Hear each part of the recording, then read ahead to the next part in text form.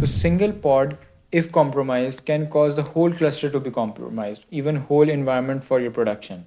Because if a hacker gets into your pods and they are not secured or limited by PSPs, they can literally do anything. Pod security policies defines what pods can do and what they are not allowed to do, right? You can control different permissions, you can even control security context and even runtime behavior for how the pods behave when they are running your application.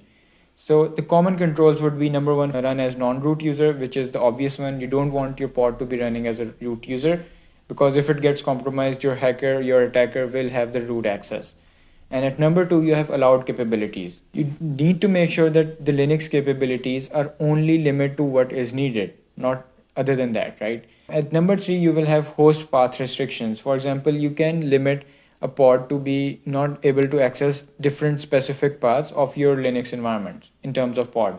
For example, the etc folders, different things which should not be accessible, because if they are, there could be some configurations related to secrets. There could be so much of it, right? You need to make sure you're only allowing what is needed. Without PSPs, pods could access secrets. For example, they can escalate their own privileges, because if they get the secrets, and for example, those secrets contain AWS CLI keys, and then those keys would be used to escalate more and more privileges. So you need to make sure PSPs are at the place where they need to be, and if even if a pod gets compromised, they would sustain and contain that hacker within that access limit.